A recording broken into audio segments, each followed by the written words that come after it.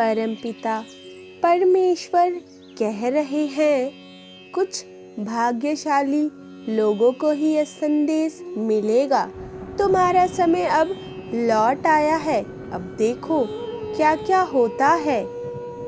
आज तुम्हारी आंखें खुल जाएंगी। जो सत्य तुमसे छुपाया गया, जो किसी ने नहीं कहा, वो आज तुम्हें मालूम होगा। इस सत्य को जानकर तुम्हारी आंखें खुल जाएंगी। मेरे प्रिय बच्चे, इस संसार में जितने भी मनुष्य हैं, उनमें से कुछ ही के पास यह संदेश पहुंचेगा और उनमें से भी किसी एक के लिए संदेश होगा, और वो तुम हो। इसलिए इस संदेश को पूरा सुनना, क्योंकि यह तुम्हारे लिए बहुत ही आवश्यक है।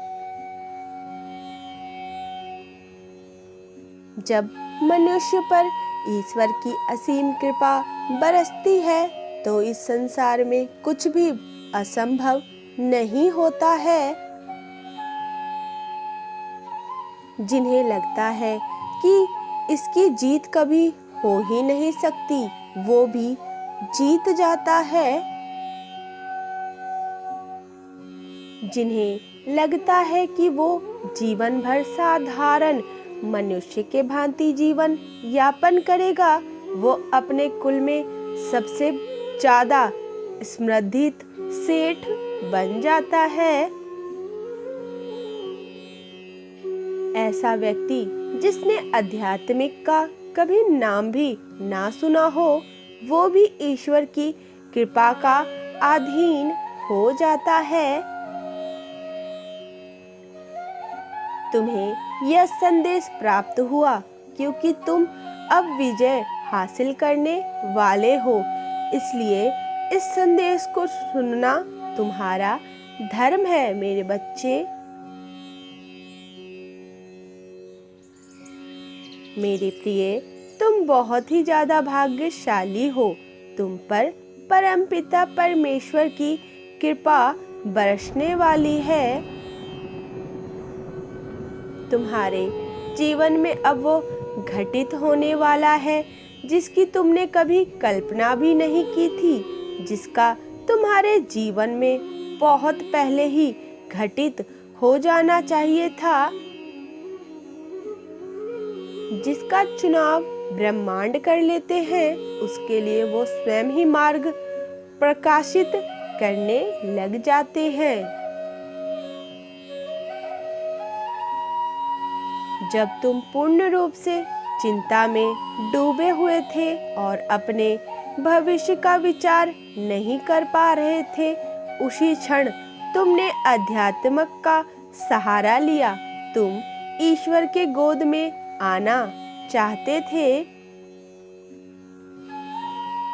और उसी क्षण तुमने बेहतर चुनाव किया। भले ही तुम्हें अभी कुछ समझ ना आ रहा हो, पर किंतु आगे तुम सब कुछ समझ पाओगे। तुमने जो बीज बोया है वो कितना बड़ा वृक्ष के रूप में हो गया है।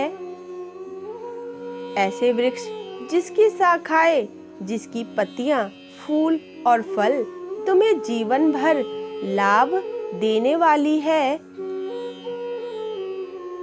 मैं जानता हूँ तुम अपने जीवन में प्रेम के लिए बहुत तरसे हो। कई बार तुम्हारे मन में केवल यही प्रश्न उठते हैं, क्या तुम्हारा जीवन इसी प्रकार से बीत जाएगा? सदैव से तुम यही चाहते आए हो कि कोई ऐसा हो जो तुम्हारी बातों को बिना कहे ही समझ पाए और जो तुम्हारे लिए सहारा प्रदान करे, जिसके कंधे पर तुम अपना सर रखकर स्वतंत्र महसूस कर पाओ और जीवन के बंधनों से मुक्त महसूस कर पाओ। यही तुम्हारे लिए मोक्ष की परिभाषा है मेरे प्रिय। किंतु जीवन में ऐसे ऐसे परिस्थितियां आई कि तुम जीवन में और भी ज्यादा उलझते ही रह गए। किंतु अब वो सभी उलझने तुमसे बहुत दूर जा रही हैं। मेरे प्रिय, तुम्हारे मन में अपनों के लिए सदैव से ही प्रेम भावना बनी रही है। सबके जीवन शैली को बेहतर बनाने की तुम्हारी प्राथमिकता रही है। मेरे बच्चे, तुम दिव्य और पुण्य आत्मा हो, इसलिए ही तुम्हारा जीवन बदलने जा रहा है। चमत्कार तुम्हारे जीवन से दूर नहीं है। अब ये संदेश तुम तक एक तरंगों के माध्यम से ही तुम्हारे पास आज पहुंच पाया है। मेरे प्रिय, तुम्हारे कदम इस क्षण बढ़ रहे हैं सफलता की ओर, समृद्धि की ओर। तुम बहुत ही अनमोल हो सबके लिए। इस बात को तुम अक्सर भूल जाते हो। थोड़ी सी भी विपत्ति, थोड़ी सी भी आपदा जैसे ही आती है तुम्हारे जिंदगी में, तुम घबरा जाते हो। तुम्हें समझना चाहिए कि तुम कौन हो। अब से तुम्हें छोटी छोटी बातों में ना ही डरना है और ना ही घबराना है। मेरे बच्चे, अब तुम्हें मुड़कर अपने जीवन में पीछे की ओर नहीं देखना होगा। मेरे प्रिय, बहुत सारी अच्छी चीजें तुम्हारे जीवन में अचानक से ही आ रही हैं, जो तुम्हारे जीवन को एक नवीन ऊर्जा प्रदान करेगी। उत्साह से और उमंग से तुम्हारा जीवन भरने वाला है। परमपिता परमेश्वर के इस आशीर्वाद को स्वीकार करो। 11 एक अंक के साथ लिखें, मैं तैयार हूँ परमेश्वर के दिव्य उपहार के लिए। आंखें बंद करके अनुभव करो उन खुशियों को जो तुम तक लगातार तेजी से पहुंच रही हैं। तुमने परेशानी झेली, एक हद तक तुमने परेशानियों को झेला है।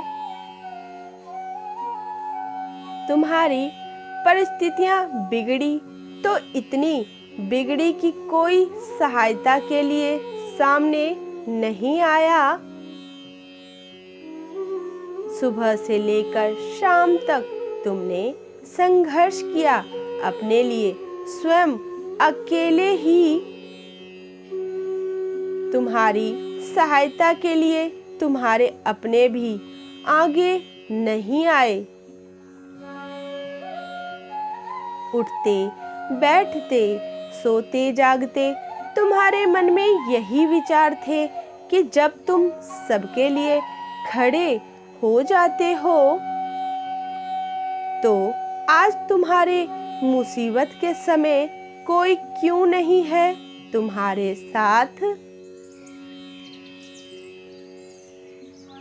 परंतु मेरे प्रिय, उस क्षण भी परमपिता परमेश्वर एक दिव्य शक्ति तुम्हारे साथ खड़ी थी।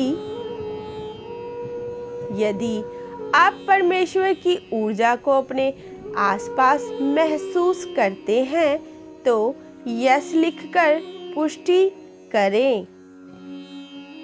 धीरे धीरे समय बदला और तुम हर समस्याओं से बाहर निकलते चले गए। स्मरण करो, आज तुम्हारे जीवन में सुख की वर्षा हो रही है और इससे भी सुनहरा कल तुम देखने जा रहे हो मेरे बच्चे। तुम पर जो गलत इल्जाम लगे, जो भी दोष लगे, अब तुम उन सब से मुक्त हो जाओगे। मेरे प्रिय, तुम बहुत ज्यादा परेशान थे और अब सब कुछ ठीक हो गया है।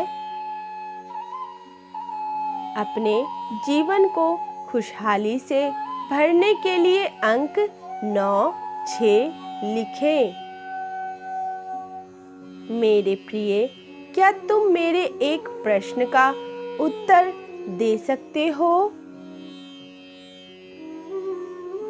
क्या तुमने आध्यात्मिक मार्ग का चयन अपनी अभिलाषा से किया है? या तुम्हारे समक्ष ऐसी परिस्थिति उत्पन्न हो गई कि तुम्हें स्वाभाविक रूप से ही इस मार्ग पर ले आई? तनिक स्मरण करो, कुछ वर्ष पूर्व तुम क्या थे?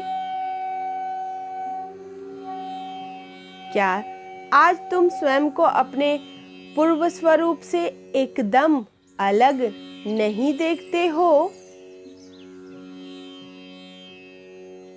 तुम्हारे लक्ष्य, तुम्हारा चिंतन, तुम्हारा व्यवहार और तुम्हारी धारा क्या आज वही है जो कुछ वर्ष पूर्व थी? मेरे बच्चे, यदि तुम ध्यानपूर्वक विचार करोगे तो देखोगे कि तुम्हें हाथ पकड़कर इस मार्ग पर लाया गया है।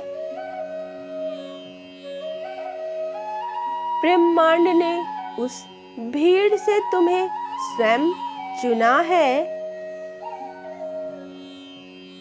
जो कईयों के भाग्य में नहीं लिखा, वो तुम्हारे भाग्य में लिखा हुआ है।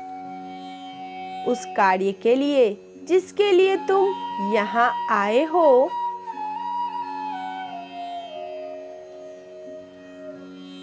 अपनी आत्मा उद्देश्य को पूरा करने के लिए समय रेत की तरह हाथ से फिसलता जा रहा है मेरे बच्चे। कलयुग का प्रकोप धीरे धीरे सबकी बुद्धि का वशीकरण करता जा रहा है। तुम अभी तक किसी कारण सुरक्षित हो क्योंकि तुम्हें उस कार्य को पूरा करने के लिए चुना गया है। तुम्हें ऐसे जन्मदाता प्रदान किए गए जो तुम्हारे हृदय में आध्यात्मिक बीज अंकुरित कर सके।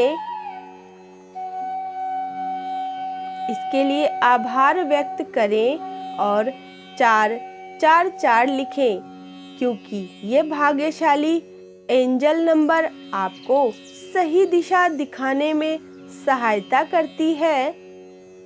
मेरे बच्चे, तुम नहीं जानते, किंतु तुम्हें गर्भकाल से ही सत्य और धर्म के संस्कार दिए गए हैं।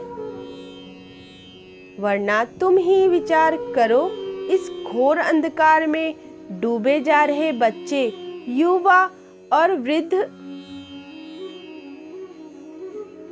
जहाँ सबकी बुद्धि पलट चुकी है, वहाँ तुम सही और गलत का निर्णय कैसे ले पा रहे हो? कोई शक्ति निरंतर तुम्हारे पीछे खड़ी है जो तुम्हें सही गलत का फर्क बता रही है और तुम्हें सही मार्ग दिखा रही है।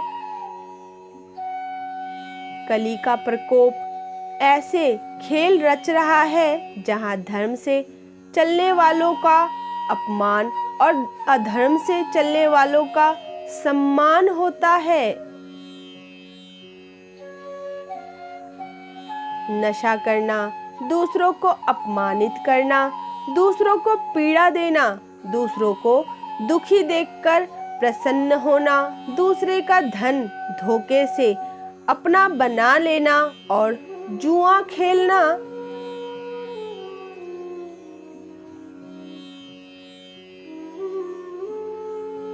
ये बड़े ही गर्व की बात मानते हैं आजकल के लोग।